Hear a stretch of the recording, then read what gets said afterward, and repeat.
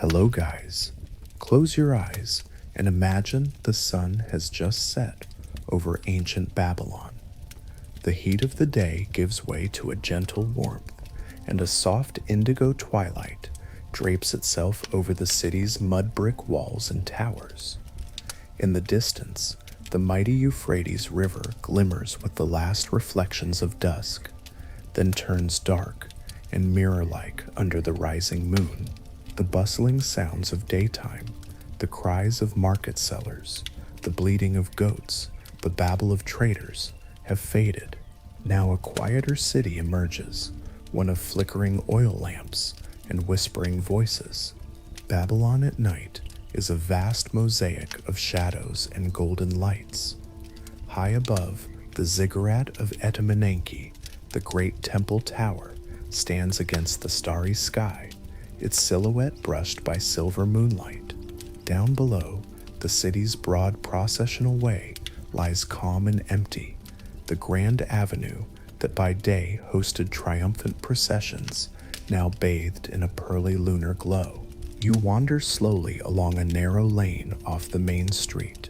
The walls on either side are tall and made of mud brick, featureless except for wooden doors here and there. These house fronts have no windows facing the street. All is enclosed and private, giving the nighttime alley a hushed, secretive feel. Over some walls you catch a warm light and voices hinting at courtyards within where families settle in for the evening. Above those courtyards you see the soft rise of smoke from hearth fires and oil lamps winking into the night air. You take a deep breath. The air smells of earth that cooled after a long hot day, with a faint trace of baked bread and sweet date wine lingering from suppers just finished. Here and there, niches in the street walls hold little clay oil lamps set out to honor household gods or to light doorways, tiny flames dancing in the breeze. These lamps burn sesame oil or rendered fat with fibrous wicks, their trembling light casting wavery shadows on the ground. In richer parts of the city, a few bronze lampstands might stand at intersections, but generally Babylon's streets are lit only by what people carry. Tonight the moon is nearly full, thank the gods, so the lanes and canals are gently illuminated in silver. The still surface of a canal you pass glows as if sprinkled with stars, the moon's reflection rippling softly as a night breeze passes. Under the date palms lining the water, darkness pools. You hear a faint rustle, perhaps a fruit bat flitting among the dates, or a small gecko on the wall. The city feels alive in a quieter way. The day's heat has eased, and now a languid, drowsy energy suffuses Babylon. As you walk, your sandals scuff on the dirt road. A couple of late wanderers shuffle by with nods of greeting, one leading a tired donkey laden with bundles, perhaps arriving after the city gates closed at sunset. Babylon's massive bronze-sheathed gates are indeed shut now for the night, as is customary, but travelers who were too slow might seek lodging just outside or convince a guard to let them slip in.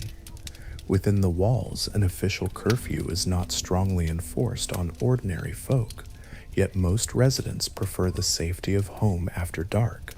Even so, the city is not entirely asleep.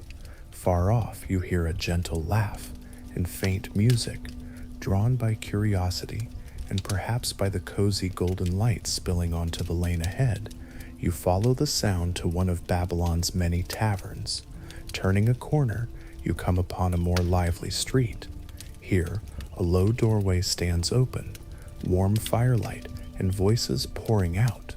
It's a tavern, a public house where by day laborers and locals stop for a cool jar of beer, and by night people gather to relax and socialize. You step through the door and find yourself in a simple open-air courtyard enclosed by mud brick walls. Above, the sky is a deep navy canvas pricked by stars. The courtyard floor is packed earth, swept clean, and arranged around are a few long clay benches and reed mats for seating. In the center, an oven set into the ground still radiates heat from cooking earlier in the evening.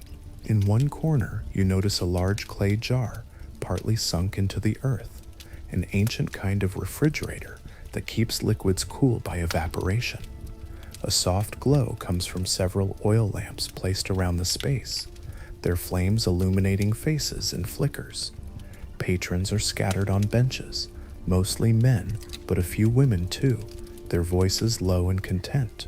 Many cradle ceramic cups or bowls of the tavern's main fare, beer. Babylonian beer is a cloudy, nourishing brew made from fermented barley bread and malt. In fact, beer was a staple of life for Mesopotamians, enjoyed by all classes from humble workers to nobles, and even included in workers' daily rations. Here in the tavern, the beer is served from large clay vats. You see the tavern keeper, a stout, middle-aged woman with rolled-up sleeves, dipping a jug to fill clay beakers for her guests.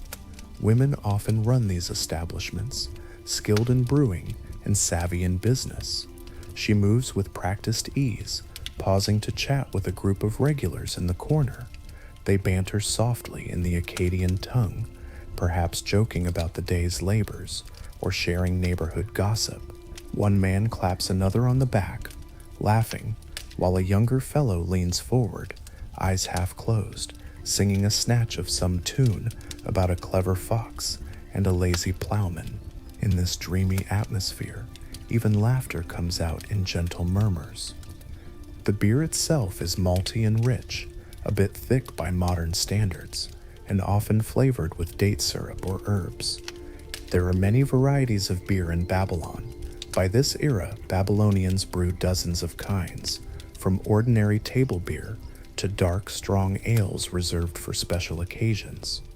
As you watch, one patron carefully drinks through a long straw stuck into his vessel, a common habit since straws help filter out the sediments from the unfiltered beer. The straw, an invention passed down from Sumerian times, keeps the experience pleasant and smooth. After a few gulps, the man sighs happily. Across from him, a pair of traders are engaged in a game of dice, cast in the lamplight on a flat bit of floor. Each time one throws a lucky roll, he calls out softly in triumph, and a small pile of beans wagers for the game, changes hands. Along one wall of the tavern, an oven smolders, tended by a teenage girl, perhaps the tavern keeper's daughter. From its opening waft the delicious smells of flatbread and spiced meats. Taverns serve food as well as drink, simple, hearty fare to fill the belly. In fact, archaeologists have uncovered an ancient tavern in Mesopotamia very much like this scene. It had a partial kitchen with an oven and even a moisture-cooled storage jar for perishables. At that site, they found bowls still containing fish and meat bones, remnants of meals served almost 5,000 years ago. Here tonight, one patron sits with a clay bowl in front of him, sopping up a fish stew with pieces of flatbread. Fish is plentiful, coming from the canals and river, perhaps a carp or barbel stewed with leeks and garlic. Another customer gnaws on a skewer of roasted lamb, juices dripping onto his bread trencher. There are also baskets of tuhu, crunchy roasted chickpeas to snack on, and little dishes of tangy yogurt cheese and olives. With beer to wash it down, this humble feast is deeply satisfying. You can imagine the tavern in Lagash long ago, where people also sat with bowls of fish stew and beer on benches, much as they do in Babylon now. A gentle music starts up from a corner of the courtyard.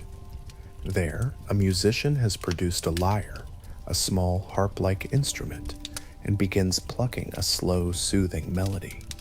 The lyre's wooden soundbox is decorated with a carving of a bull's head, hearkening back to ancient designs. Its chords echo softly off the mud brick walls. A drummer joins in, tapping a handheld frame drum with steady, heartbeat-like rhythm. Such instruments are common in Mesopotamia. Lyres, flutes, drums, rattles, even harp and lute-like instruments can be found. The tavern's patrons smile and nod along with the music. One older man closes his eyes, humming a few words of an old lullaby that the tune brings to mind. In ancient times, music is a beloved companion in the evenings. It wasn't rare for taverns or private gatherings to include a musician entertaining the guests. The songs might be folk tunes or even snippets of epic poetry put to melody. Perhaps someone here will break into the Epic of Gilgamesh's verses, or a bawdy song praising Ninkasi, the goddess of beer. For now, though, the mood stays mellow. Two young women, likely sisters, get up and begin to dance slowly in the open space. Their movements are gentle and swaying, casting elongated shadows on the ground. They twirl together in a circle, bare feet whispering in the dust, bracelets softly clinking on their ankles. This isn't a formal performance, just a spontaneous expression of contentment. A couple of onlookers clap in time quietly. In a far corner of the tavern courtyard, a trio of travelers sit with their packs and bedrolls. They arrived after dark, perhaps part of a merchant caravan. Unable to enter the city before the gates closed, they were relieved to find this tavern still open and welcoming. Babylonians are generally hospitable, and taverns sometimes double as informal inns, letting weary strangers sleep by the hearth or in an adjoining stable yard for a small fee. The tavern keeper's daughter brings these travelers a jug of water and extra mats. The men murmur thanks and settle themselves, one gingerly rubbing his sore feet. Over their ale, they quietly discuss the road ahead, but soon their voices trail off as the comfort of a full belly and the beer's warmth lulls them. One by one, they'll drift to sleep right here, perhaps under the stars if the courtyard stays open, or under a simple reed canopy. In ancient Babylon, there are also more formal inns near the city's gates, where merchants and newcomers can rent a room, or at least a corner to rest. But often a tavern or a private home does the job. Many a traveler has spent the night on the floor of a tavern, wrapped in a blanket, listening to the distant sounds of the city's night. As you sit in the tavern's gentle glow, you notice the camaraderie and social role such places play. By day, craftsmen and laborers stop in to quench their thirst. By night, neighbors and friends gather to unwind. Friendships are strengthened over shared drinks. A merchant recounts news from far lands to an eager small audience.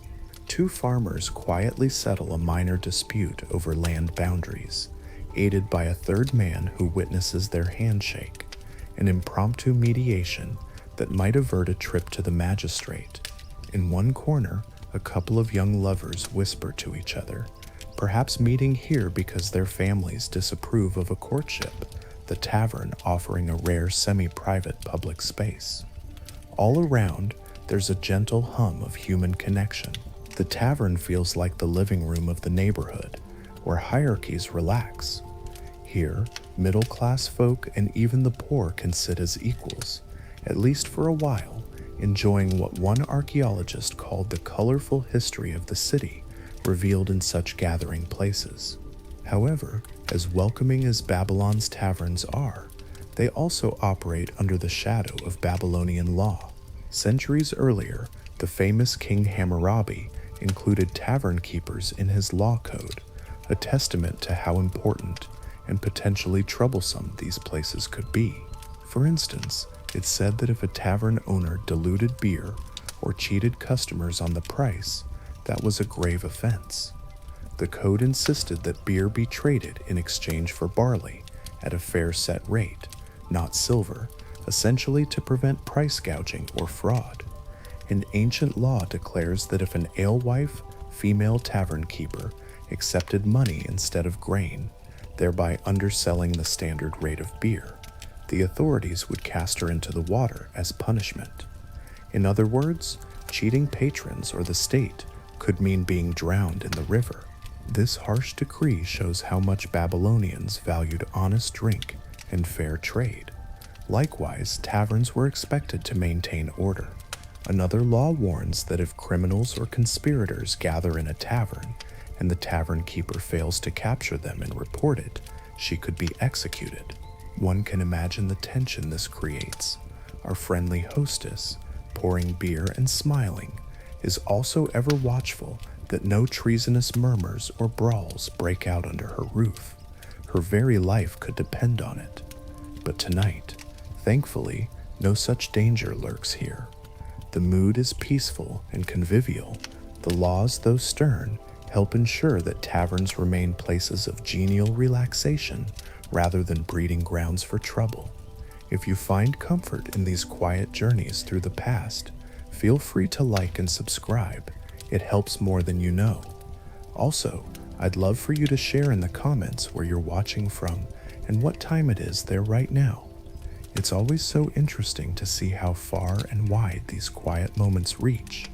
The narrator's gentle aside blends with the tavern's ambiance, as if a friendly voice speaks softly directly to you amid the murmurs of ancient patrons.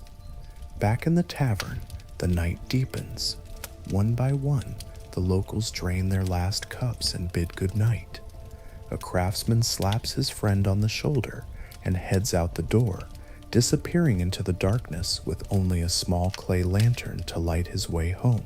The musician sets down his lyre, stretching and smiling at the coins or bread he earned in tips. Those travelers sleeping in the corner have begun snoring softly, one curled against his bundle. The tavern keeper covers the oven and carefully extinguishes a couple of the lamps, leaving just one on a ledge to flicker through the night. Time to move on and let these folk rest. You step out quietly, back into the lane, carrying with you the tavern's warmth, like a shawl against the night's slight chill.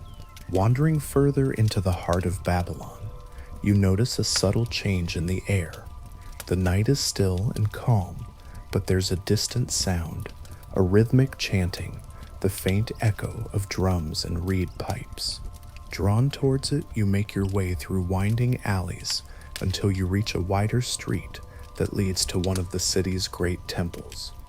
Tonight, as luck would have it, there is a night festival underway in the sacred precinct of the goddess Ishtar, whose grand temple stands not far from the Ishtar Gate. Torches illuminate a courtyard thronged with participants. This is a festival night dedicated to Ishtar in her aspect as the planet Venus, the evening star that now gleams brightly above. The Babylonians intimately link the celestial Venus with Ishtar, and when that star hangs jewel-like in the dusk, it's as if the goddess herself watches over the city. So on certain auspicious nights, especially when Venus first appears after the sun sets or reaches a significant point in its cycle, the temple holds special observances. You slip into the courtyard's edge, becoming one with the respectful crowd. The space is aglow. Torches sputter in wall sconces, oil lamps hang from poles, and braziers emit orange light and fragrant smoke. In the center, temple priests and priestesses move in a slow, sacred dance.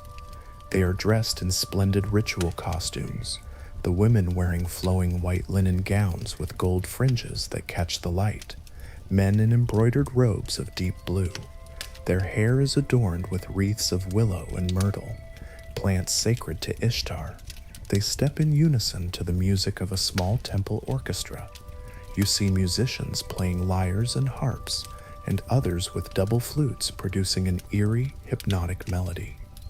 A frame drum beats steadily, matched by the stamping of sandaled feet in intricate patterns. The dance they perform is ancient, said to reenact Ishtar's own journey through the sky. At one moment, the dancers raise their arms high, faces lifted to the starry heavens in a gesture of offering. The lead priestess, her voice clear and sweet, begins to sing a hymn. Her words, in the old Sumerian tongue, still used for liturgy, praise the goddess. O Ishtar, bright queen of the night, torch of heaven, light our path. The congregation hums a response in a call and response fashion. Though you might not know the exact translation, the emotion is universal, a mix of reverence and yearning. Such night ceremonies are not everyday occurrences, but they punctuate the year at significant moments. Babylonian religion has a strong connection to celestial cycles and seasonal rhythms. For example, the city's most important celebration, the Akitu New Year Festival, involves elaborate rituals over 12 days, and some parts are conducted at night, including secret rites inside the temple and a grand procession under the stars on the festival's final eve. On that night, statues of the great gods, like Marduk, Ishtar, Sin the moon god, and others, are carried out from their sanctuaries and paraded through the streets amid torchlight and music. Imagine hundreds of Babylonians lining the processional way at night, holding oil lamps and cheering softly as the deity's statues, borne on litters by priests, move past in a halo of flickering light. The city would be transformed into a place of reverent celebration after dark, with families watching from rooftops or following along, singing hymns and tossing flower petals. Tonight's festival for Ishtar is on a smaller scale, but still enchanting. The temple's gates are open, allowing lay people to gather in the outer courtyard. Some devout women have brought offerings, little baskets of dates or small loaves of bread, which they leave on an altar table as devotion to the goddess of love and fertility. A few feet away, incense wafts from a bronze censer, the aroma of frankincense and myrrh thickening the night air with a heady sweetness. As the hymn ends, the chief priest, a white-bearded man with kohl-lined eyes, raises his arms and proclaims a blessing. The crowd responds with a gentle chant, Shamu, Shamu. In that moment, under the open sky, it feels as though a blanket of peace truly descends on these people gathered in communal faith. The darkness above is not empty, it is alive with their gods, the moon seen, sailing high now, and Ishtar's star twinkling, looking down benignly on their city. You notice in the crowd a family with a young child. The mother holds her little boy, who rubs sleepy eyes, but she points toward the moon and whispers something, perhaps telling him, "See the moon god, Nana Suan, is watching over you. Say goodnight to Sin." Many Babylonian families, while having their own household gods, also feel a personal connection to these celestial deities. The moon god Sin, also called Nana, is especially revered during the night. His temples, at Babylon and the city of among others, are tended by priests who conduct midnight vigils when the moon is full. On those nights, they offer sacrifices of white bulls or pour libations of milk and honey, believing that Sin's light brings fertility to the crops and herds. When a full moon rises huge and golden over the city, people might set out small offerings on their roofs, a cup of beer or a bit of cake, as a humble gift to Sin. And during a new moon, when the moon disappears, priests blow trumpets and recite prayers to call the moon back, a critical ritual, as the Babylonians see the disappearance as a potentially ill omen if not properly observed. So central is the moon's cycle that the Babylonian calendar itself is lunar.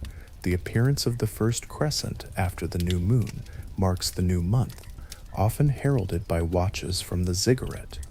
Now, as part of Ishtar's night festival, a procession begins to form. Several priests emerge from the inner sanctuary, carrying a statue of the goddess, a smaller portable one, on a platform. Though modest in size, the statue's presence causes the assembled to gasp softly and bow their heads. By torchlight, you glimpse the statue. Ishtar is depicted standing proud, a gold-gilded figure with wide, staring lapis lazuli eyes, her hands holding the symbols of morning and evening star. She wears a crown of 8-pointed stars. The platform is draped in rich cloth and flowers. 4 younger priests lift it onto their shoulders. As they begin to walk a circular path around the courtyard, the crowd parts and falls in behind, forming a slow-moving circle. The drums resume a gentle beat, and the people sing a known refrain, repeating myths of Ishtar in song, how she brought love and vitality, how she journeyed into the underworld and returned. The procession might exit the temple and wind down the street, even if briefly, to bless the surrounding neighborhood. If you follow, you'd see from dark doorways here and there an old woman or a shy child peeking out to quickly bow or throw a flower toward the passing idol, receiving Ishtar's blessing from their own threshold. It's not just Ishtar who is honored at night. Think also of the moon festivals for Sin.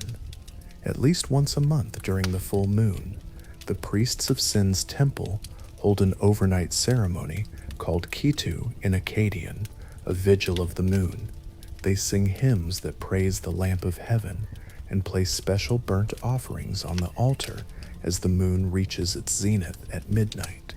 Some texts describe how the faithful would stay awake all night in the temple courtyard, singing and praying until dawn to ensure the moon's beneficence for the coming month. One can imagine the eerie beauty of being inside the ziggurat's walled yard at midnight, all quiet except for the crackle of altar flames and the haunting voices of priests singing to the silver moon above. Babylon is a city of many gods, so night rituals vary by deity and occasion. The god Nergal, for example, is associated with dusk and the underworld. His worship might involve torches and lamentations at night, since he rules over nighttime's more fearsome aspects.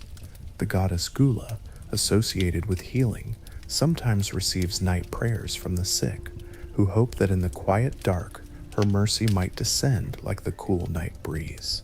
And of course, during eclipses, when the moon or sun is darkened unexpectedly, Babylonians react with intense ritual, particularly if a lunar eclipse occurs, which is always at night.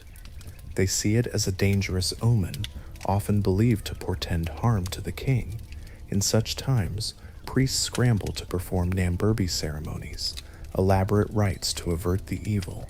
They might station a proxy substitute king to absorb the ill fate while the real king hides, and all through the eclipse night, they'd bang drums, clang bronze, and burn incense to frighten away whatever demon or dragon is thought to be devouring the moon. For ordinary people, that must have been a frightening night, the moon turning deep red or vanishing, and the sky filled with the echoes of temple gongs and incantations. But in our imagined night, no eclipse mars the sky. Sin rides clear and bright. Returning to the Ishtar celebration, as the procession ends, the priests bring the goddess's statue back into the temple. The crowd offers a final cheer, though even that is relatively hushed, as befits the late hour and the solemnity. The temple gates close now, for it's time for the inner rituals. Often, only the clergy will continue inside for all-night devotions, while the lay worshippers head home, spiritually uplifted. You see families departing, the mother carrying a sleeping child, the father holding a lantern aloft to guide them. Some neighbors chat in whispers as they walk back down the lanes, still wearing garlands of flowers from the ceremony. A group of young temple attendants remains outside to tidy up, gathering spent flower offerings and sweeping up. They leave a few lamps burning at the temple entrance as a sign that the gods are still awake, even if the people sleep. You linger a moment by the temple wall, watching the last devotees disappear into the darkness. Overhead, the star of Ishtar sparkles. It strikes you that on nights like this, not only religion, but also storytelling thrives. Festivals are occasions for hearing sacred stories and myths. Perhaps earlier in the evening, as people assembled, a storyteller recited parts of Ishtar's exploits, like her descent into the underworld in search of her beloved Tammuz, to remind everyone of the meaning behind the rituals. These myths, passed orally and sometimes written on clay tablets, come alive especially at night around temple fires, when the imaginations of listeners can wander freely. One could easily envision a priest narrating. In those days, in the dark of night, Ishtar went down 7 gates, and the listeners feeling a chill despite the warm air. The combination of flickering firelight and evocative words makes the experience almost dreamlike. On other occasions, epic poetry might be recited in more secular settings as evening entertainment. It is said that the Epic of Gilgamesh, for instance, or the creation epic Enuma Elish, were performed aloud at festivals or gatherings.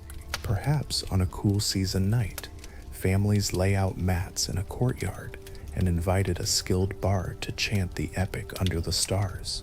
The children would listen wide-eyed as Gilgamesh battles monsters in faraway cedar forests, or as Marduk faces down the chaos dragon Tiamat, all while the real stars twinkle above, as if silently affirming the cosmic order those stories describe.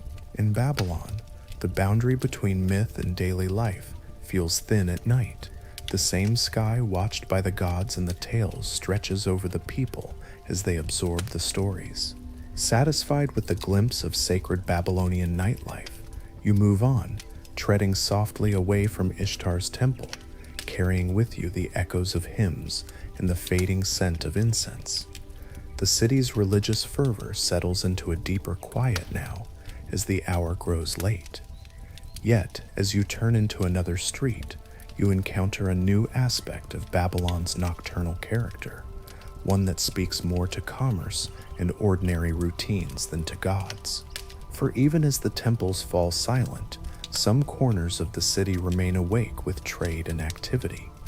Picture a small open square tucked between darkened workshops and storage buildings.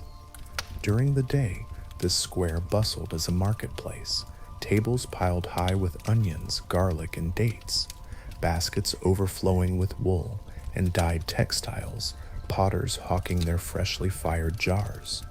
By night, one would expect it to be empty, but to your surprise, you find a handful of vendors still active under the moonlight.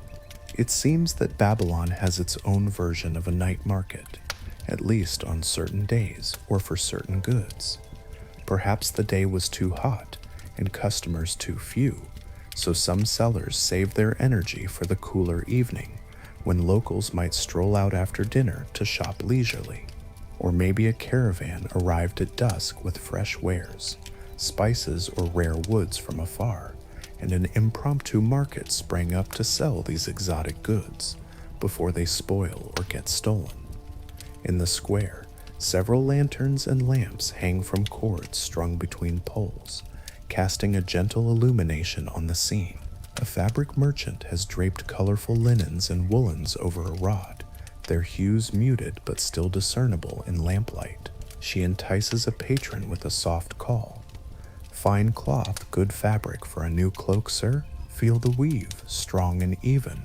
Another stall is just a mat on the ground where an old man sits amid heaps of fragrant spices. We see glints of crystalline salt, bundles of cinnamon bark, cumin and coriander seeds in little jars. The scent is heavenly in the cool night air, mixing with the occasional whiff of smoke from an oil lamp. Two women customers kneel by the spice cellar, haggling softly over prices for a bit of imported frankincense and a sack of pepper. Trade documents on clay tablets found by archaeologists show that such spices and aromatics were precious, often arriving from as far as Arabia or the Indus. One can imagine the excitement of obtaining them even at odd hours.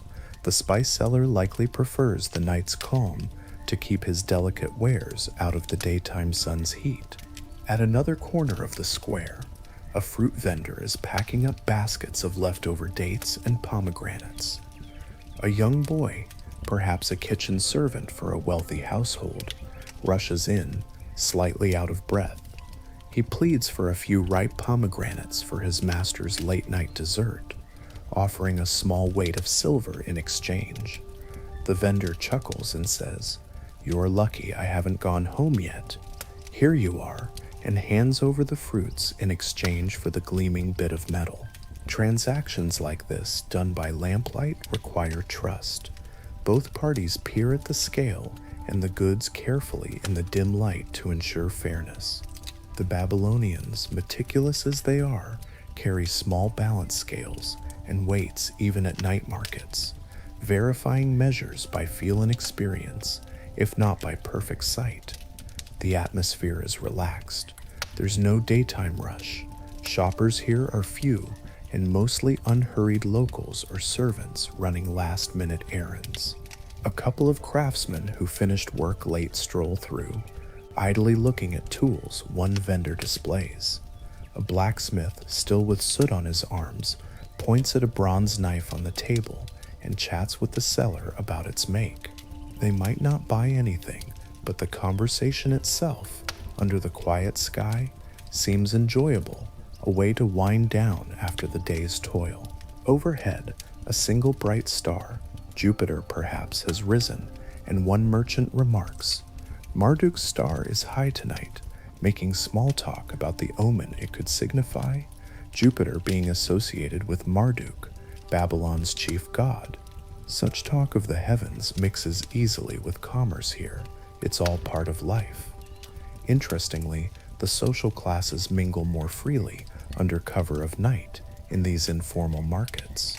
During the day, a wealthy merchant's wife might send a servant to do shopping, but come evening, she might venture out herself, veiled and accompanied by a maid, to feel the cool breeze and personally pick some fresh figs or see the latest dyed cloth from Tyre. In the gentle chaos of a night bazaar, she is just another customer, haggling softly, not so separate from a fisherman's wife doing the same. This subtle democratization of the night market is one reason some stalls operate late. They catch customers who wouldn't appear by day. Of course, those of truly high rank, like nobility or high officials, probably still send servants even at night, or have goods brought to them, but one imagines a curious noble youth sneaking out incognito to sample street food or look at curious under the excitement of darkness, as stories sometimes suggest. Yes, there is street food at night too. Over by a corner, a man tends a small grill fire, roasting pieces of goat meat on sticks and heating flatbreads on the embers. The rich, savory aroma drifts through the market. A few late customers, including a temple guard off duty and a pair of students from the scribal school, eagerly await their portions. The grill vendor sprinkles a pinch of salt and cumin over the meat, searing it to perfection. He then wraps the hot morsels in fresh flatbread, adds a dab of crushed garlic and a few onion slices, and hands them over. They eat right there, standing, juices dripping on the ground, and sigh with delight. Nothing tastes quite as good as a midnight snack in Babylon after a long day. Such simple food stands are a fixture of nightlife, whether it's these grilled kebabs, or fried fish, or bowls of lentil porridge kept warm in a clay pot. There's usually something to fill your stomach if you wander out after dark. While you observe the market, you also notice a few city watchmen nearby.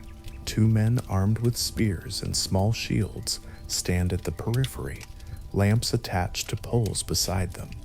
They are the night guard, keeping an eye on things.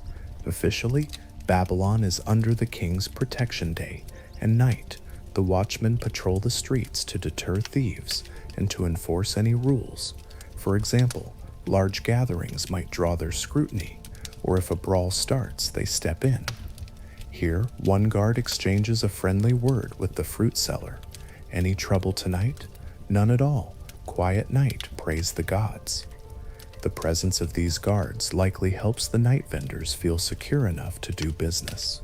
In their belts, the watchmen carry whistles or rattles to raise an alarm if needed. And not far off, at intervals, you can hear the faint jingle of other watch patrols or the bark of a dog accompanying a gate guard. The city is not lawless at night. Babylon prides itself on order, following that ideal of Hammurabi, that the strong should not harm the weak even when the sun is gone. In fact, Babylonian legal codes did address nighttime crime explicitly. Burglary, for instance, was considered especially heinous if done under cover of darkness. One old law states that if a thief breaks into a house at night, they shall kill him and hang him in front of that breach as retribution. The grim image of a burglar's body displayed by the hole he tore in the wall was a stark warning to all. Think twice before prowling around someone's home at night. The law essentially gave homeowners the right to lethal self-defense after dark, a reflection of how frightening and dangerous nighttime intrusion was perceived to be. By day, disputes could be settled by courts, but at night, immediate justice often prevailed. Fortunately, with the watch alert and neighbors quick to respond to shouts, thieves risked their lives greatly if they attempted break-ins. As you browse the night market, you hear one guard mentioning to another that they caught a pickpocket last week, trying to sneak around in the dark. He got a thorough beating and a night in the temple dungeon to ponder his sins. Babylon does not sleep entirely. There are always eyes open. Nevertheless, these punitive measures and watchful gazes create a relatively safe environment for ordinary folks to enjoy the cooler hours. You feel that sense of safety as you move among the few shoppers, not worried about footpads or brigands here inside the city walls. How different it might be outside in the open countryside at night, where travelers band together in caravans with torches and perhaps hire guards to ward off bandits or wild animals. But within Babylon, the walls and the law guard you. Perhaps people even feel a little freer at night. The authorities are present, but less intrusive, and the anonymity of darkness can be liberating. A young apprentice, who might be too shy to approach a master craftsman by day, might strike up conversation by night at the food stall, sharing a bowl of stew and gleaning tips of the trade. Two merchants, who are rivals by day, might find themselves laughing together over beers purchased from that spice seller, who also had a keg on tap, having realized that at night's end, they're just two men with aching feet. One can almost hear the soft bargaining that continues, a late sale of perfume oil, an elegant lady bargaining for a small alabaster vial of imported Egyptian perfume, sniffing its fragrance as a lamplight glows on her delicate features, or the exchange of grain, a baker's assistant picking up an extra sack of flour delivered late by boat, rolling it off under the moon. Yes, the river port of Babylon might still see activity at night too, torches on docked boats as late shipments are unloaded to avoid the daytime crowds. Perhaps in the distance you catch a faint creak of a pulley and a muffled shout in a foreign tongue, indicating a boat from downriver arrived, and the stevedores are hustling even now. The city's commercial life never fully stops, it simply slows and softens. Eventually, the merchants in the square begin to pack up. The spice seller carefully corks his jars. The cloth merchant folds away her vibrant fabrics. A few decide to remain open a bit longer. The food seller, for example, will cater to some temple workers coming off shift, but most of the night market disperses by late night. There is a communal aspect to closing up. A couple of vendors share the flame from their lamps to light each other's path home, walking together with lamps held high and goods on their backs. They discuss the day's earnings quietly, the clink of a few shekels of silver or copper in their pouches, sounding like little bells in the silence. One remarks with a yawn that he'll have to be up again at dawn for tomorrow's trade. The other jokes that perhaps the goddess of sleep, who has been patient with them tonight, will smack them on the head in the morning for staying up so late. As you follow one of these departing groups out of the square, you feel content from witnessing how Babylon by night is not a ghost town, but a gently breathing organism. The commerce of the city, its lifeblood of goods and exchange, still pulses after sundown, albeit faintly and steadily, like a heartbeat at rest. With your senses filled, the taste of smoky meat on your tongue, the scent of incense and spices in your nose, the sight of lamplight dancing on bronze scales and friendly faces, you move onward into quieter residential quarters, where another side of nightly life awaits, the private world of family and home in Babylon after dark. Now the streets grow narrower and more residential. You step through the threshold of a typical Babylonian house. Perhaps you have been invited by a friendly family you met at the festival or market. Immediately, You find yourself in a small courtyard open to the sky. Many Babylonian homes are built around such a central courtyard, which serves as the main source of light and air. By day, it's filled with sun. By night, it offers a lovely view of the stars and a relatively cool, breezy space for the family to gather. Around the courtyard are the rooms of the house: kitchen, storage, sleeping quarters. But in the late evening, most of the life is here in the open center, under the night sky. The family hosting you is a typical middle-class household: a father who is a potter, a mother who manages the home and weaves, an elderly grandmother, and 3 children ranging from a babe in arms to a 10-year-old. They have finished their supper not long ago. The remnants of the meal still sit on a low table: crusts of barley bread, a smear of lentil stew in a clay bowl, some date syrup in a little dish that was used to sweeten their porridge. Dinner in Babylon is usually taken in the early evening, just after sunset, when the father returns from work. Tonight it was a simple fare: a thick stew of lentils and onions, bread for scooping, maybe a few grilled fish from the canal, and fresh dates for dessert, water to drink, perhaps a bit of beer for the adults. Now, with the meal done, the family relaxes in the courtyard's pleasant air. An oil lamp sits on a ledge, casting a warm glow over the scene. The father reclines on a woven mat, finally letting his muscles rest after a day hunched over the pottery wheel. The mother is gently rocking the infant, humming a lullaby under her breath. The grandmother, her long gray hair loosely tied, is telling a story to the older children. They sit cross-legged at her feet, eyes round and shiny in the lamplight, listening with rapt attention. The story is one passed down for generations, perhaps the tale of how the clever fox outwitted the clumsy lion, or a fable about the date palm and the fig tree arguing who is more useful. Her voice is soft and a little gravelly with age, which somehow makes the storytelling even more enchanting, as if an ancient oracle were speaking. Every so often the grandmother pauses to ask a question: "And what do you think the fox did then?"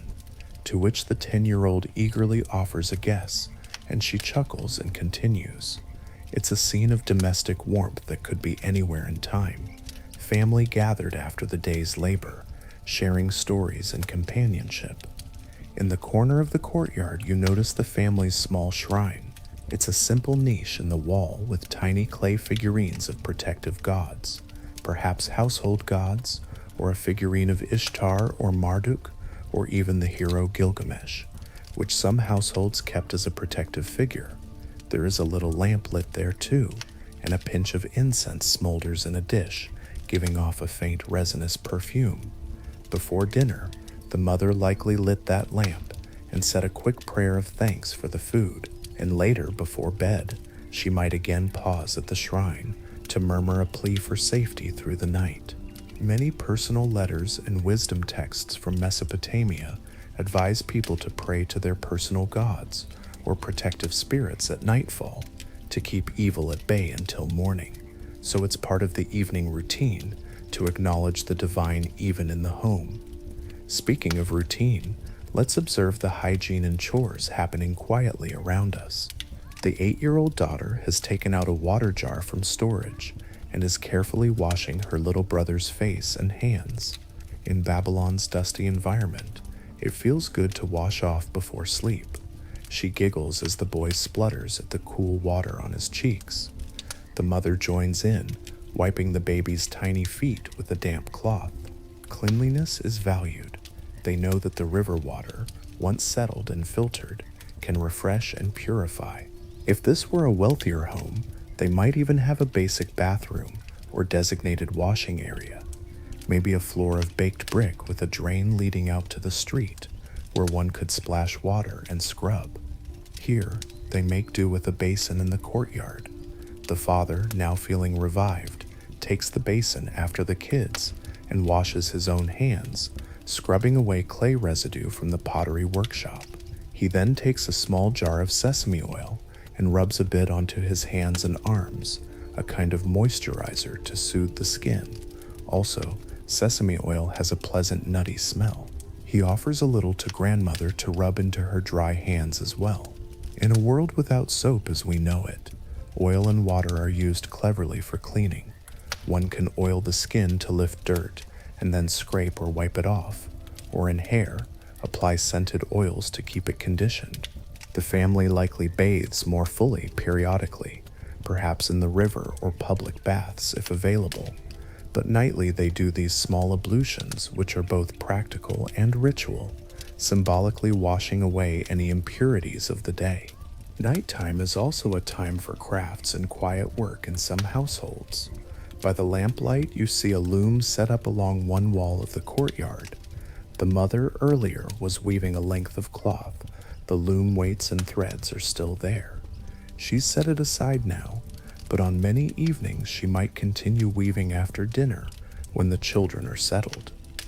The repetitive motion of the shuttle and the soft click-click of the loom weights might even lull the baby to sleep. In another home nearby, you can hear a faint tapping, perhaps a cobbler finishing a sandal or a woodworker carving a small item by lamp glow. Not everyone works at night, of course, but some do, especially if a deadline is near or if the cooler night is more comfortable for tasks like spinning wool or grinding grain. In fact, in the distant gloom at the end of the street, a millstone rotates with a low rumble, likely a pair of slaves or servants turning a big grain mill to grind flour, taking advantage of the night's relative coolness to tackle that heavy labor. For most free Babylonian families, though, night is when work pauses and rest begins, aside from light household chores. The children yawn now, the story from Grandma at an end. The little boy's head nods. The older girl fights sleep by asking questions. Grandma, is it true there are monsters that roam at night outside the city? The grandmother chuckles and shakes her head. Not if we bar the door and keep the lamp lit for our guardian gods, she answers. The father rises and stretches. Then with a lantern in hand, he makes a round through the house to check that all is well. Doors latched, the domestic animals, perhaps a few goats or chickens, secure in their pen, the tools brought inside so none rust or get stolen. It's akin to our modern locking up for the night. He peeks out the front door briefly to scan the street. All quiet, just one distant watchman's silhouette under a street lamp. Satisfied, he bars the door with a wooden beam. In many Babylonian homes, sleeping arrangements are flexible. In summer, it's common to sleep on the roof or in the courtyard, where the night breeze can offer relief from the day's heat. This night is warm and clear, so the family decides to sleep under the stars. The children are delighted. They love rooftop nights, feeling as if they could touch the sky. Everyone grabs their bedrolls, simple woven reed mats or stuffed mattresses for those who have them, along with light blankets and perhaps mosquito nets or curtains in some cases.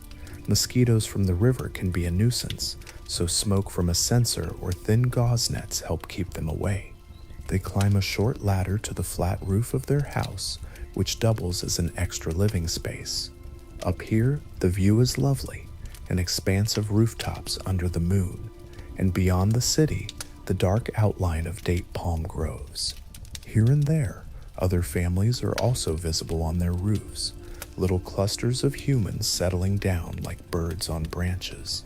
One can hear a murmur of final conversations carrying on the air, a mother scolding, "Lie down now, enough chatter," or a man remarking quietly to his brother about the next day's plans.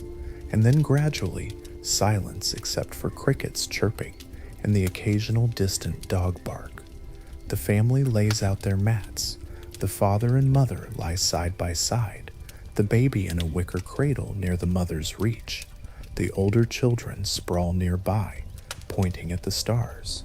"That one is Zababa's star," says the boy, mixing up the name, perhaps meaning Jupiter, Marduk's star.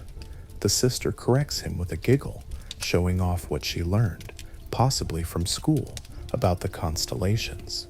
The grandmother lowers herself with a groan to her palate, wrapping a light wool blanket around her thin shoulders. Despite the warmth, older bones sometimes feel cold at night. They might reminisce a bit or say gentle prayers. Many Babylonian families recite a brief protective prayer or incantation at bedtime. The father whispers one now. O Marduk, O Shamash, keep harm away from our door. O kindly spirits of our ancestors, guard our sleep. There is belief that spirits of the dead family members may watch over the household, so they often invoke them too. They have small clay figurines buried under thresholds or in corners, little guardians, and at night those are thought to come alive in a sense to ward off malevolent forces. One common practice is to place a lamp in the window or courtyard and let it burn through most of the night. The idea is that light discourages certain demons or ghosts that prefer total darkness. In this house, they leave the shrine lamp burning, its tiny flame enough to glint in the darkness as a spiritual nightlight. It also helps if anyone wakes and needs to find their way to a chamber pot or to tend to a crying child. Nighttime hygiene is simple: a ceramic chamber pot or designated spot in the courtyard for relief, which will be emptied in the morning, often tossed into the street gutter to be washed away or cleaned by night soil collectors. Unfortunately, they keep a water jug handy for a sip if thirsty, or to wash hands if needed. For the most part, though, once settled, they won't stir until dawn. Beneath the open sky, the family gradually drifts into sleep. The children go first, as the grandmother softly hums another lullaby, perhaps the same ancient melody that has been used for generations to call upon the goddess Nisaba or some kindly spirit to grant restful dreams. The city's noises have quieted. Only the distant hoot of an owl and the faint buzz of insects remain. For a Babylonian, night is generally divided into watches, measured perhaps by water clocks at the palace or temple. They speak of the night in 3 watches, beginning, middle, and end. Right now is the middle watch, when even the night market vendors have gone to bed and the priests in the temples have finished their chants. This is the deep of night, when people are most vulnerable in sleep, and thus when supernatural forces were thought to be strongest, but also when dreams weave their tapestries behind closed eyes. The Babylonians highly regard dreams as potential messages from the gods or omens of the future. In sleep, they believe one's soul or itamu might wander, or the gods might send symbols and visions. The mother, as she falls asleep, silently hopes to receive a good dream, perhaps a visit from her own mother's spirit, blessing the new baby, or a reassuring dream of abundant barley harvest, a sign of prosperity ahead. If a Babylonian has a particularly vivid or odd dream, they may consult a dream interpreter come morning. In fact, there are dream books written on clay tablets that list meanings. For example, one such ancient tablet says, "If a man bites his tongue in a dream, it indicates he will gain power and wealth." Another line says rubbing one's lips in a dream is a happy omen. They've compiled countless such interpretations over centuries. Perhaps tonight, the father might dream of something like a lion or a flood, in which case on waking he might recall that as a bad sign and offer a small sacrifice to avert misfortune. But if he dreams he is carrying a jug of beer in the street, that is actually considered good, meaning joy will come to him, beer being associated with gladness.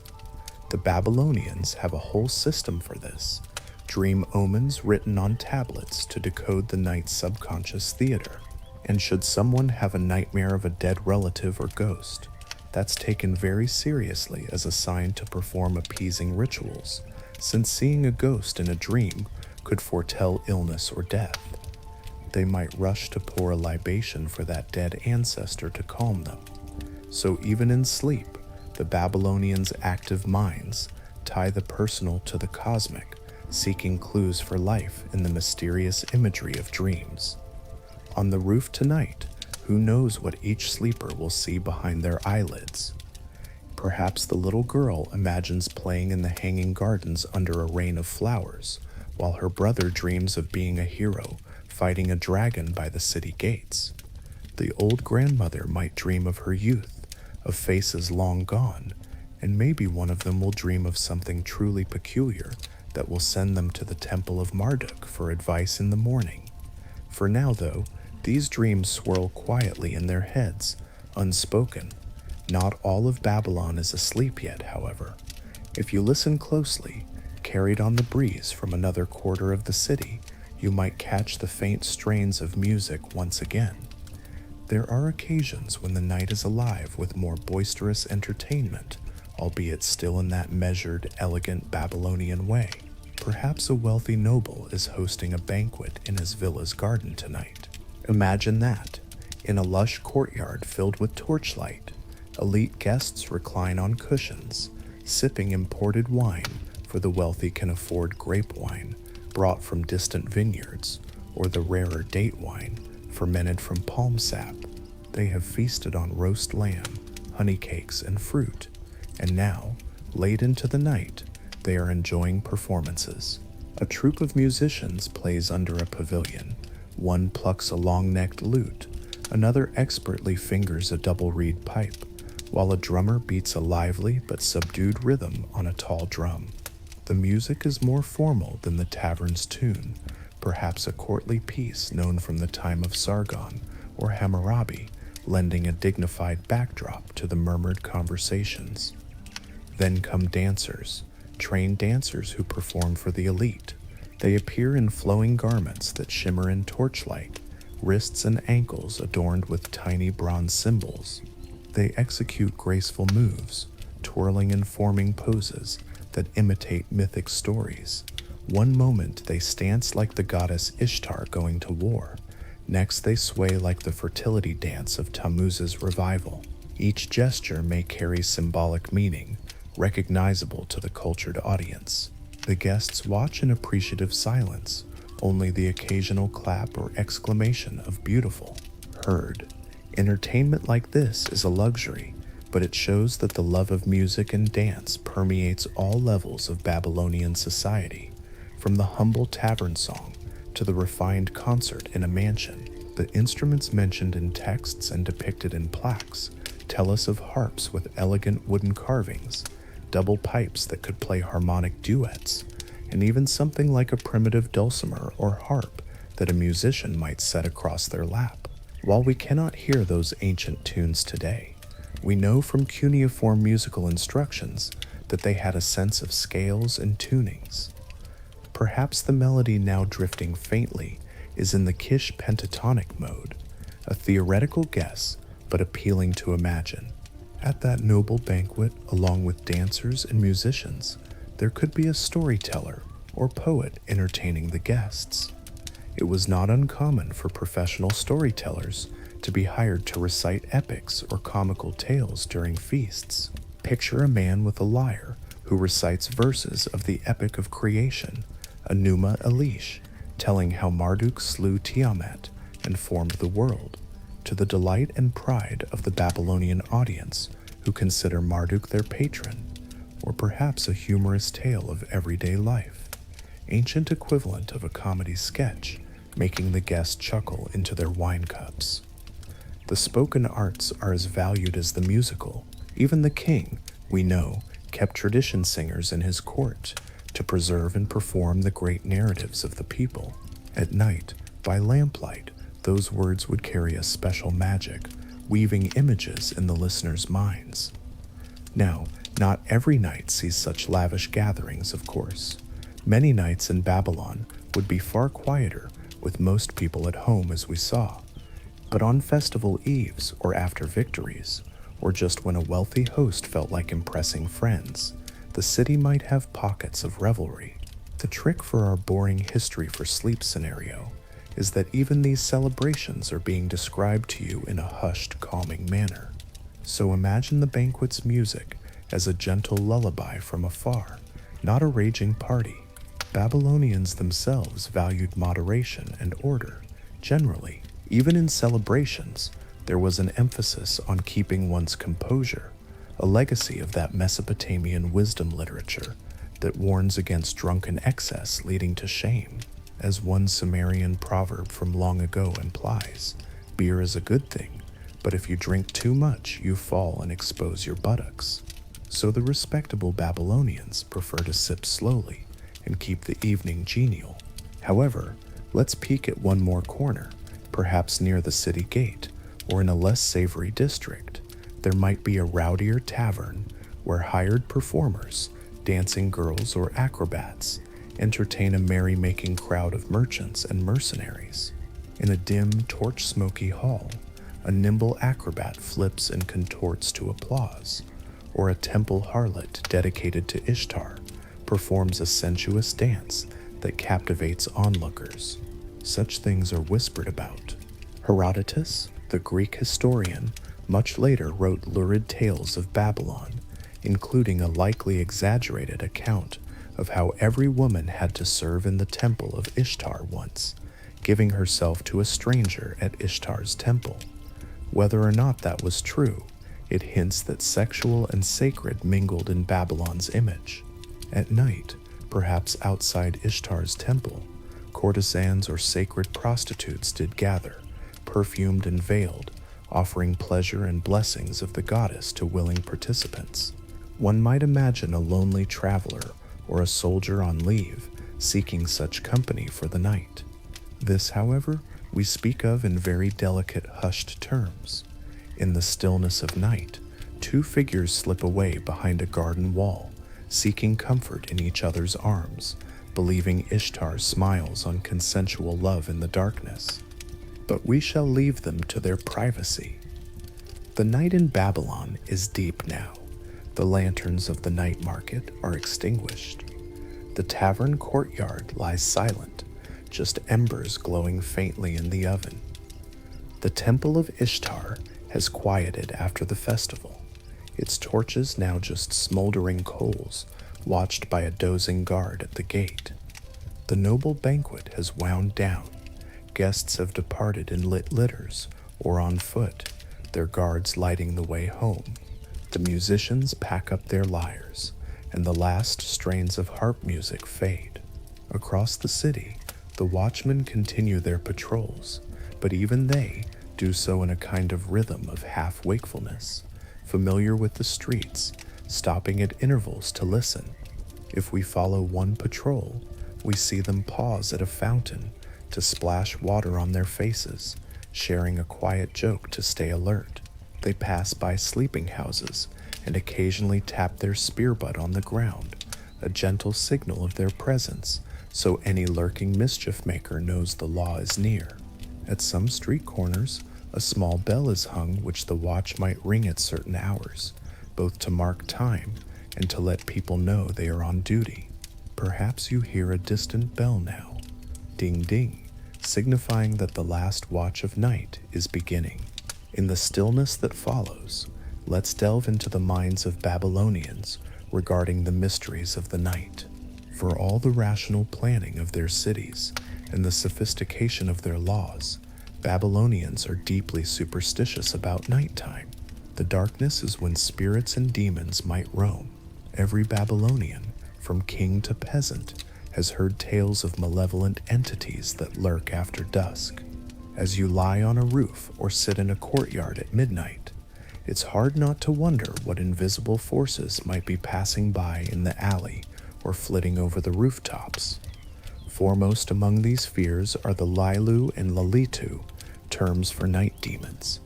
Ancient Mesopotamians believed in a class of restless spirits, often the souls of those who died untimely or tragically, who prowled at night searching for living victims.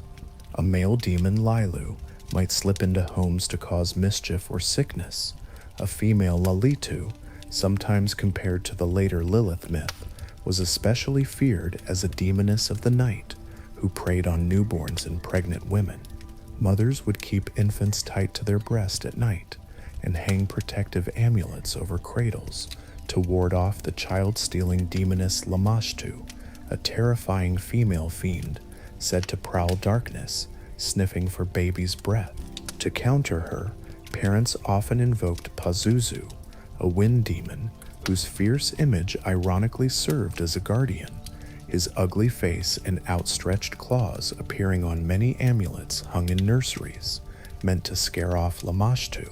If you look around the family courtyard we visited, you might spot a small bronze or clay pendant of Pazuzu hanging above a doorway, lion's face, eagle's talons, a fearsome little guardian left to protect the sleeping household.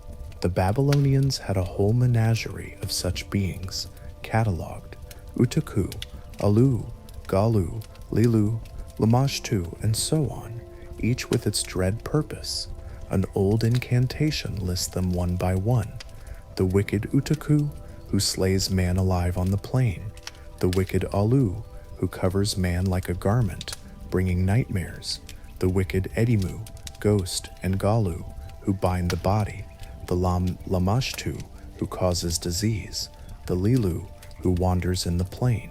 These lines, memorized by exorcist priests, would be recited at night over those afflicted by unknown terrors, to identify and expel whichever demon clung to them.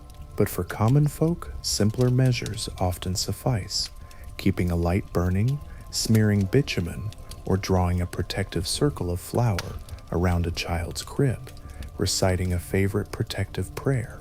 One might whisper, "By the gods Anu, Enlil, Ea, and Marduk, by the goddess Gula, stand at my door, keep evil away."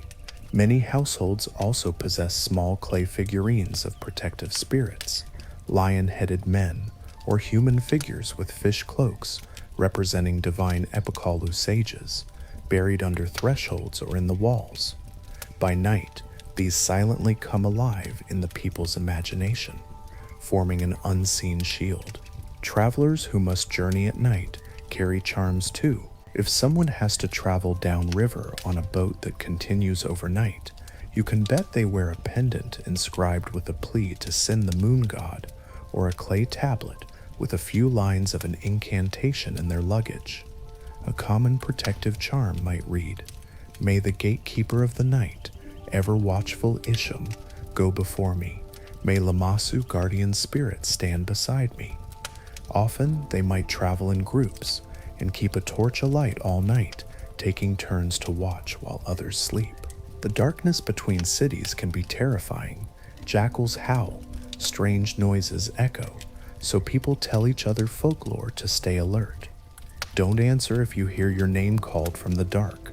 It could be a spirit luring you. If you feel a sudden chill, make the sign of the cross, actually the cuneiform cross shape for the sun god Shamash, in the air to ward off a passing ghost. These beliefs, half superstition, half religion, show that for all their learning, Babylonians felt the primal fear of night that humans everywhere know. Even inside the city, certain spots are avoided at night. The old deserted ruins of a previous era's temple, now rubble and weeds. People say ghosts gather there after midnight. Or the narrow lane by the graveyard outside the walls, where a white lady, maybe an Edimu ghost of a deceased woman, has been sighted gliding and weeping. In response to these, the pragmatic Babylonian approach is to make offerings to the restless dead to appease them. They pour small libations of beer or water into the cracks of tombs and leave bits of bread, hoping the ghosts will eat and be satisfied, rather than roaming hungry. They know that a ghost, if neglected, if proper burial rites weren't done, or if the person died far from home unburied, can slip into one's house and cause nightmares or worse. So they take care of ancestors. In each home, a small bowl of water is usually left out on the altar for any visiting ancestral spirit, and during certain festivals like the Ghost Festival, some Mesopotamian equivalent existed, akin to later All Souls traditions. They hold rites at night with fires to guide the dead and offerings to please them. We should mention also the belief in magic and witchcraft that especially preys on nighttime fears. Some Babylonians feared that witches, human practitioners of malevolent magic, might operate under the cover of darkness, casting spells on unsuspecting victims. If someone fell ill mysteriously, they might suspect a curse late at night. To combat this, they might commission an exorcist to perform the famous Maklu burning ritual. This was an elaborate series of incantations and actions, often done at night around a fire. They would craft figurines of the suspected witches or evil forces, recite a litany of curses onto them, and then burn them in the flames while the stars witness above, symbolically destroying the witch's power. One line might go, "You evil demon, evil Alu, evil ghost, as I burn this figure, so are you burned. You are banished from this house." The crackling of the fire and the chanting of the priest in the wee hours must have been spine-tingling but reassuring to the afflicted as they watched the effigy blacken and crumble, hopefully taking the curse with it. But enough of dark beings. The Babylonians also had gentler beliefs for the night. They believed in protective deities specifically for nighttime. For example, the god Isham was a divine night watchman who patrolled with a fiery torch, keeping law and order in the nocturnal world. The stars themselves were often seen as friendly spirits or gods watching over humanity. Some texts describe them as the soldiers of heaven in service of the moon and sun. Each person might even have a personal star or constellation assigned at birth. So, when a Babylonian looked up on a clear night and saw the glittering dome above, they did not feel alone. They felt part of a grand cosmic order, with luminous beings overhead, silently guiding and guarding. One lovely practice, a parent might point out a particular star to a child and say, "There is your star. As long as it shines, you'll be safe." The child then carries that comfort to bed. Stargazing in Babylon wasn't just science or divination, it was also emotional reassurance and storytelling. They had constellations with stories attached, like the wagon, perhaps our Ursa Major, or the lion, Leo. And at night, families could weave little tales. See the lion? That's the great beast the hero Gilgamesh fought in the legends, placed in the sky by the gods. Such gentle talk in the dark connects generations. Finally, let's not forget the simplest superstition: bad dreams. If a child wakes up crying from a nightmare, perhaps he dreamt of a zoo bird, a mythic bird monster, or simply of falling into a dark well, the grandmother has remedies ready. She might take a bit of salt and sprinkle it over the child's bed, saying, "By the salt of the earth, by the pure water of Ea, let the evil vision leave you." Or she might recite a quick incantation taught to all mothers: "Dream, dream, fly away like a dove, leave my child and trouble him no more." Then blow air 3 times over the child's head. Such loving acts are as important as any official exorcism. The child, comforted by the familiar words and the presence of family, nestles back into sleep, believing wholeheartedly that the bad dream is gone and he's safe. Now the quiet is profound. We return to the rooftop where our friendly family is sleeping. The baby stirs slightly, whimpering just a bit. The mother, half awake, pats the little one, humming for a moment, and the infant sighs and falls back into slumber. The city around is in its deepest rest. This period before dawn might be what later people called the hour of the wolf, when one's sleep is richest, or if one cannot sleep, one's thoughts are loud. For most here, though, sleep is uninterrupted. It's interesting to think that ancient people, without artificial lighting or entertainment to keep them up, likely followed a natural rhythm, sleeping not long after nightfall, and waking perhaps once in the night, and then again at sunrise. Some scholars of sleep patterns suggest that historically, people had segmented sleep, a first sleep and second sleep, with a period of wakefulness in between. Perhaps a Babylonian might wake in the middle of the night, not alarmed but simply aware, and use that time to whisper a prayer or reflect on a dream, then drift to second sleep. If one of our rooftop sleepers did wake now, say the father, needing to relieve himself, he'd quietly descend to the courtyard, take care of business in the designated spot, maybe look up at the stars a moment, feeling the cool night wind on his skin, then climb back to his mat. He might notice that the constellation of the plow, maybe our Orion, as known to Babylonians as the true shepherd of Anu, has shifted in the sky since he fell asleep. The night is marching on. With a yawn, he returns to his blanket, pulling it over his shoulders, grateful for a few more hours of rest. Their beds are humble by modern standards, but provide comfort enough. Many sleep on woven reed mats placed on the flat roof surface. Wealthier families might have wooden bed frames with ropes laced across and a mattress of wool-stuffed linen. Our family likely all sleeps near each other on the roof, perhaps the children cuddled up beside their grandmother and mother, while father is a short distance away for a modicum of privacy, but near enough to respond if anything is amiss. They have blankets of wool for colder nights. Tonight only the grandmother has hers fully around her. Others just drape them loosely. A clay jar of water sits nearby in case anyone thirsts. Their pillow might be a rolled cloak or a cushion stuffed with straw or wool. Some might even use a smooth block of wood or clay as a headrest, similar to ancient headrests in other cultures, but a folded garment is more likely for ordinary folk. While they sleep, let's gently consider their dreams one last time, for dreams are the realm where this quiet night history becomes almost poetic. Perhaps the grandmother dreams of a memory, walking as a girl by the Euphrates at night with her own mother, who points out the same constellations overhead. Perhaps the mother dreams vividly of weaving an impossibly perfect tapestry that the goddess Gula praised, a sign that her domestic life is blessed. The father might dream of his kiln. Tomorrow he plans to fire a big batch of pots. Maybe he dreams the kiln fires too hot and the pots crack. He mutters in his sleep, but then the dream shifts and he sees a friend helping him, and all ends well. These subconscious meanderings will mostly vanish with the dawn, though if any stand out, they'll mention them at breakfast.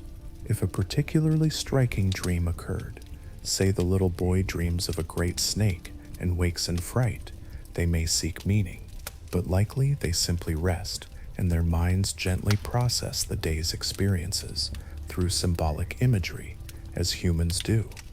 In Babylon, professional dream interpreters exist, especially in the royal court, where kings have scribes record and parse their dreams. For commoners, one might seek a priest at the local temple if a dream seems ominous. The priest might consult a dream manual. We know such manuals listed interpretations for various dream symbols.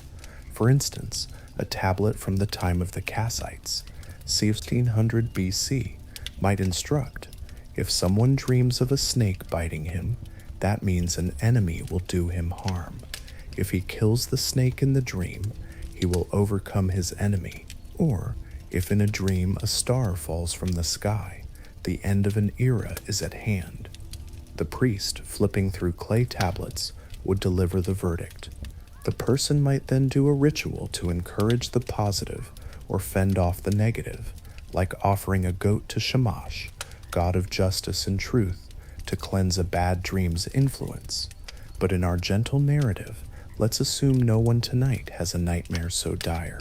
Instead, as the first faint light of pre-dawn begins to pale the eastern horizon, the family's sleep lightens naturally. A cock crows somewhere. Chickens were known in later Babylonian times. Likely they have some to serve as alarm clocks. The morning star also appears.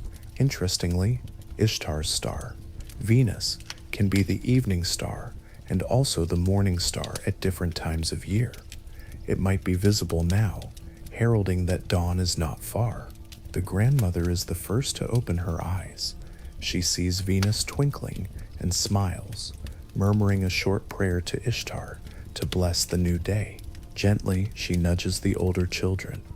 The girl opens her eyes and stretches, dew from the night glistening on a few strands of her hair. The boy rubs his face, half remembering a dream where he was racing his friend through the palm groves. The mother wakes as the baby starts fussing for milk, her maternal senses attuned even in sleep. Only the father might still be snoring softly. She or the children prod him, and he snorts awake with a start, then grins sheepishly. Another day in Babylon begins, and with it the cycle of life continues. They roll up their mats, already thinking of the chores, baking bread, fetching water, preparing the kiln, feeding the animals. As you quietly withdraw from their rooftop, you notice the dawn light spreading, the deep blue night yielding to violet and pink. The lamplight and torches that ruled the dark slowly lose their battle to the greater light of Shamash, the sun god, who now returns to take his daytime watch. The transition from night to day in Babylon is a beautiful moment. The stars fade one by one. The moon, if still up, grows pale. In the temples, morning hymns will soon sound to greet the sun. The night's demons, if any prowled, skulk away to their shadows, banished by the first rooster's call.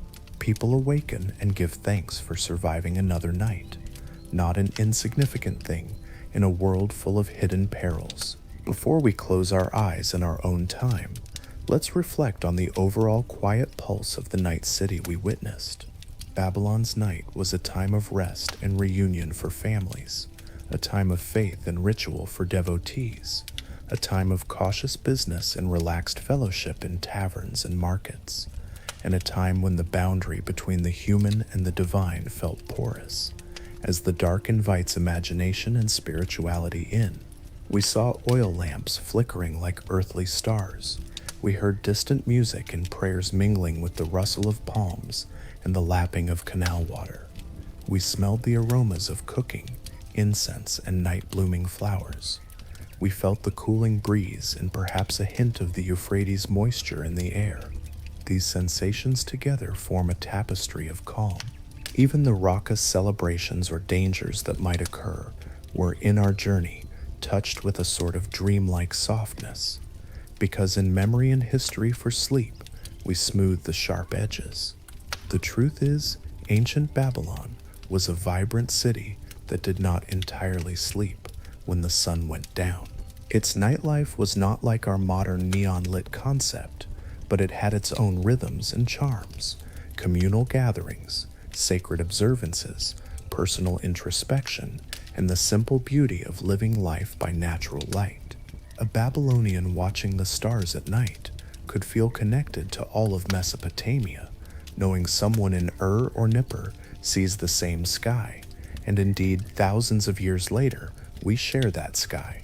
In these final moments of our narration, imagine yourself lying on a Babylonian rooftop as one of the family. The stone beneath you still holds a whisper of the day's warmth. Above, the firmament stretches infinitely, and a gentle hush is all around.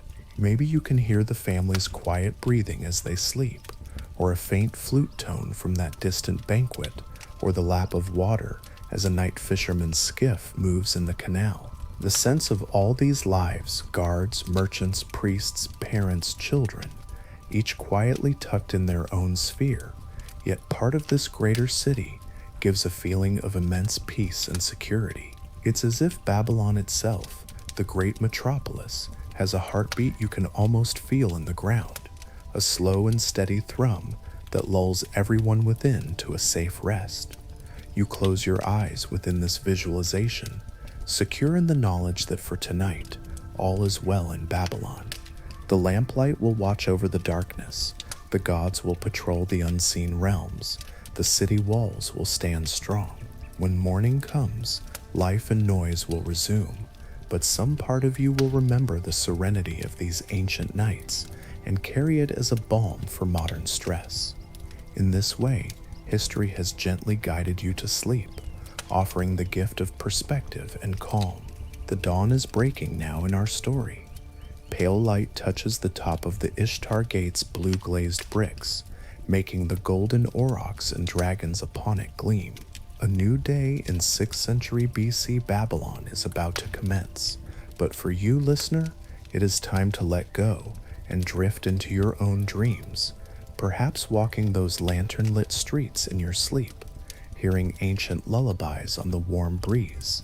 May your night be as peaceful as a Babylonian courtyard under the stars, safe in the knowledge that across time we share the same need for rest and the same comfort found in a quiet night.